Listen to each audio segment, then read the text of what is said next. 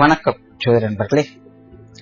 2025 வருடத்தில் சனி வக்ர பலன், அதாவது இந்த வருடம் ஜூலை 15 தேதியிலிருந்து நவம்பர் 30 தேதி வரைக்கும் சனியானது மீன ராசியில வக்ரகதியில சஞ்சாரம் செய்துட்டு வரும். அதாவது வக்ரகதிங்கிறது அந்த ராசியிலிருந்து பின்னோக்கி செல்வது மாதிரியான ஒரு மாய தோற்றம் தான். பட் அந்த நிலைகளுக்குமே பாத்தீங்கன்னா எல்லா ராசிகளுக்குமே பலன்கள் அப்படிங்கிறது உண்டு. தவிர இந்த வருடம் இந்த வக்ர காலகட்டங்கள்ல பாத்தீங்கன்னா செப்டம்பர் மாதம் சூரிய கிரகணம் இருக்கு. அந்த கிரகணத்தினுடைய நிலைகளுமே பாத்தீங்கன்னா சனியினுடைய அமைப்பும் ஒரு பார்ஷியான நிலையில அமைஞ்சிருக்கும். தவிர மற்ற கிரகங்களும் பாத்தீங்கன்னா இந்த காலகட்டங்கள்ல சனிக்கு அப்படியே ஆப்போசிட்ல தான் டிராவல் பண்ணிட்டு வருவாங்க, குருவை தவிர்த்து. ஏன்னா குரு வந்து சனிக்கு 4ஆம் இடத்துல மிதுன ராசியில சஞ்சாரம் செய்துட்டு வராங்க. சோ பொதுவாக இந்த மாதிரியான கிரக நிலைகள் ஏற்படும் பொழுது பெரும்பாலும் எல்லா ராசிகளிலுமே கண்டிப்பாக மாற்றங்கள், ஏற்ற இறக்கங்கள் அப்படிங்கிறது இருந்தே தீரும். அதெல்லாம் ஸ்பெசிபிக்கா சொல்லணும் அப்படின்னா நாரதர் கழகம் நன்மையில முடியும் அப்படிங்கிற மாதிரிதான் இந்த வக்ர காலகட்டமானது செயல்படும். கண்டிப்பா ஏறக்குறைய 5.5 மாத காலகட்டங்கள் இந்த வக்ர நிலை செயல்படுது அப்படின்னா முதல் 3 மாதங்கள் அப்படிங்கிறது நிறைய சங்கடங்கள், பிரச்சனைகள் அப்படிங்கிறது நிச்சயமாக இருந்தே தீரும். கடைசி 2.5 மாதங்கள் அப்படிங்கிறது அந்த பிரச்சனைகளுக்கு சொல்யூஷன் அப்படிங்கிறது கிடைக்கும். அண்ட் பொதுவாகவே கிரகங்கள் வக்ர நிலை பெறுது அப்படின்னா அந்த கிரகங்களுடைய நிலைகளுக்கு ஏற்ப பழைய பிரச்சனைகள் திரும்பி பார்க்க போகுது அப்படின்னு தான் அர்த்தம். அதாவது விட்டகுற தொட்டகுறங்கிற மாதிரி நிறைய விஷயங்கள் நடக்கும். இதுல வந்து பாசிட்டிவான விஷயங்களும் அடங்கும், நெகட்டிவான விஷயங்களும் அடங்கும். அதுலயும் ராசி நிலைகளுக்கு தகுந்த மாதிரியான மாற்றங்கள் அப்படிங்கிறது இருக்கும். பட் பொதுவான வகையில பாத்தீங்கன்னா சுப விசேஷங்கள் அப்படிங்கும் போது இந்த திருமண அமைப்புகள், தொழில், வேலை மற்றும் ஜீவனம் சம்பந்தப்பட்ட விஷயங்கள், வெளிநாடு தொடர்புடைய விஷயங்கள், பொருளாதார நிலைகள் வரக்கூடிய ஏற்ற இறக்கங்கள், உடல்நலம் சார்ந்த விஷயங்கள், இப்படி சுப விசேஷங்கள், சுபத்தன்மைகள்ல எடுத்துக்கலாம். அதுவே அசுப நிலைகள் அப்படின்னு பார்க்கும் பொழுது சண்டை சச்சரவுகள், கடன் சம்பந்தப்பட்ட விஷயங்கள், விரோதங்கள், உடல் பலவீனம், பிரிவுகள் போன்ற விஷயங்களையும் இது குறிக்கும். சோ இப்படி இது பாசிட்டிவான நிலைகளிலும் செயல்படும், நெகட்டிவான நிலைகளிலும் இது செயல்படும். அந்த வகையில உங்களுடைய ராசிக்கு என்ன மாதிரியான பலன்கள் கொடுக்கும் அப்படிங்கறத பத்தி தான் இந்த பதிவுல பார்க்க போறோம். ரிஷபராசி. ரிஷபராசிக்கு 11ஆம் இடத்துல அடுத்த 5.5 மாத காலங்களுக்கு சனியானது வக்ரகதியில சஞ்சாரம் செய்துட்டு வரும். பொதுவாக ரிஷபராசியை பொறுத்த வரைக்கும் சனியானது 9க்கும் 10க்கும் அதிபதியாக வரக்கூடியவங்க. இந்த அமைப்பு இருக்கிறதுனால இயல்பாகவே இந்த தர்ம கர்மாதிபதி யோகம் அப்படிங்கிறது ரிஷபராசிக்காரங்களுக்கு எப்பவுமே வேலை செஞ்சுட்டு இருக்கும். பொதுவாகவே ரிஷபராசிக்காரங்களுக்கு பாத்தீங்கன்னா ஆன்மீக சிந்தனைகள் அப்படிங்கிறது ஏதோ ஒரு வகையில இருந்துகிட்டே தான் இருக்கும். தர்ம காரியங்கள்ல, புண்ணிய காரியங்கள்ல ஈடுபட்டு கொஞ்சம் இலகிய மனம் அப்படிங்கிறது அவங்களுக்கு இருக்கும். விட்டு கொடுத்து அனுசரித்து போகக்கூடிய தன்மை இருக்கும். மற்றவங்களுக்கு உதவக்கூடிய குணம், நியாய தர்ம காரியங்கள்ல அளவு கடந்த ஈடுபாடுகள், தான் எப்படி கஷ்டப்பட்டாலும் பரவாயில்ல ஆனா தான் கூட இருக்கிறவங்க நல்லா இருக்கணும் அப்படிங்கிற ஒரு மனப்பான்மை. சோ இந்த மாதிரி நியாயமான தர்ம சிந்தனைகள் ரிஷபராசிக்காரங்களுக்கு இயல்பிலேயே இருக்கக்கூடிய தன்மை இந்த சனியினாலதான் ஏற்படுது. ஆனா இப்ப பாத்தீங்கன்னா சனியானது உங்களுடைய ராசிக்கு லாபஸ்தானத்துல வக்ரகதியில செயல்பட்டு வருவது ரிஷபராசிக்காரங்களுக்கு ஒரு கலவையான பலன்களை தான் கொடுக்கும். காரிய ரீதியான தடை தாமதங்கள் அல்லது சுணக்க நிலைகள் அப்படிங்கிறது அவ்வப்போது வந்துட்டு போகும். அதாவது பெரிய அளவுல டிஸ்டர்பன்ஸ் கொடுக்காது, சின்ன சின்ன நிறை குறைகள் அப்படிங்கிறது இருக்கும். எல்லாமே பாத்தீங்கன்னா பொறுமையாக அனுசரித்து போக வேண்டியதாக தான் இருக்கும். காரியம் முடிகிற வரைக்கும் பொறுமை காக்க வேண்டியதாக இருக்கும். எடுத்தவங்க எந்த ஒரு விஷயத்தையும் செய்ய முடியாது. முடிவுகள் சாதகமான நிலைகளை கொடுக்கும். ஆனா ஆரம்பத்துல நிறைய பிரச்சனைகளை உள்ளுக்குள்ள கொண்டு வரும், நிறைய அலைச்சல் தரக்கூடிய விஷயங்களை ஏற்படுத்தும்.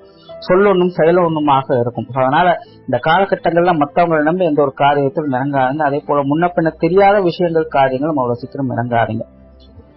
ஏற்கனவே முடிக்க முடியாம பாதிகளை விட்டு வைத்த காரியங்கள் இந்த காலகட்டங்கள்ல எடுத்து செய்யக்கூடிய தன்மை என்பது இருக்கும்.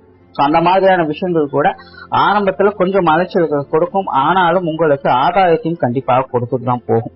இல்லங்கள்ல சுப விசேஷங்கள் சுப காரியங்களோட அமைப்புகள் நல்லபடியாக இருக்கும். குறிப்பாக இந்த திருமண அமைப்புகள் புத்திரபாக்கிய அமைப்புகள் ரெண்டுமே ரிஷபராசிக்காரங்களுக்கு ரொம்பவுமே சாதகமான நிலைகளில் செயல்பட்டுக்கிட்டு இருக்கும். இது தடைப்பட்ட காரியங்கள் கூட இந்த காலகட்டங்கள்ல உங்களுக்கு நல்ல முறையில கை கொடுத்துட்டு வரும்.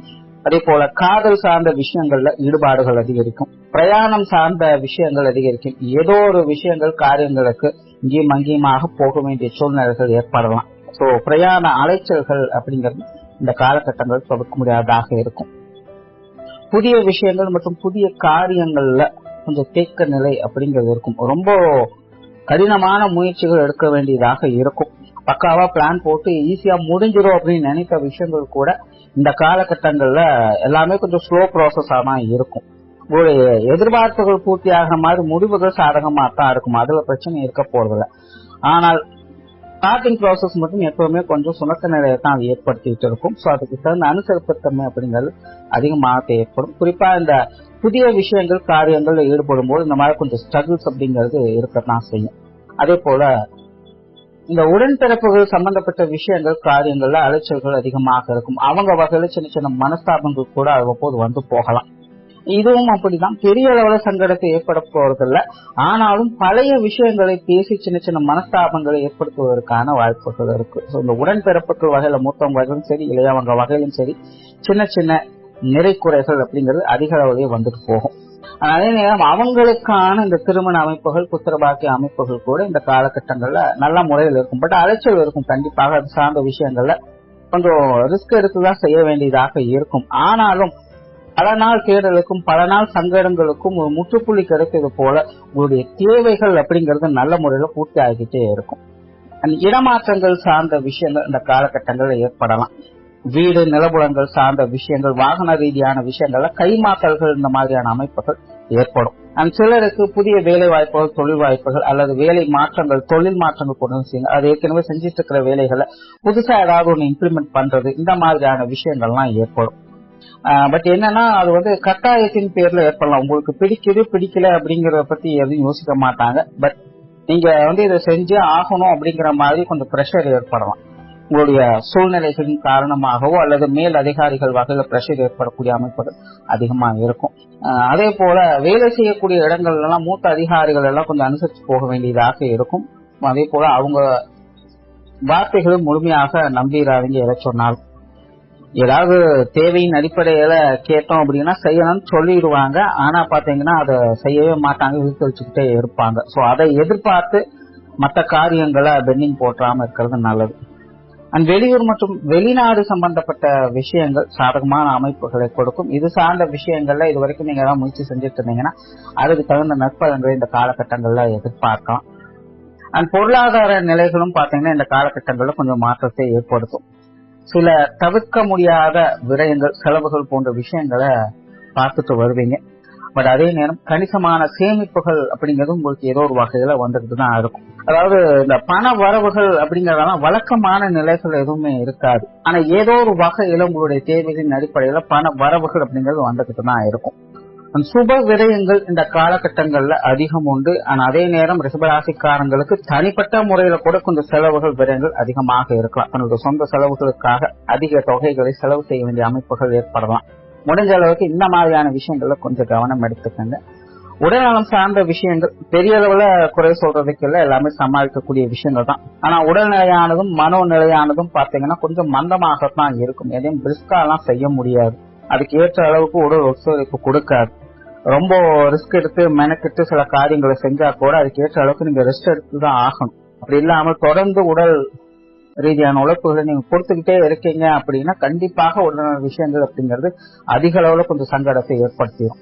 அதாவது அது இப்ப எதையுமே காமிச்சு கொடுக்காது. ஆனா வக்கர காலகட்டம் முடிஞ்சதுக்கு அப்புறம் பாத்தீங்கன்னா இதனுடைய சங்கடங்கள் அப்படின்னு அந்த காலகட்டத்தில் அதிகமாகவே பார்க்கப்படும்.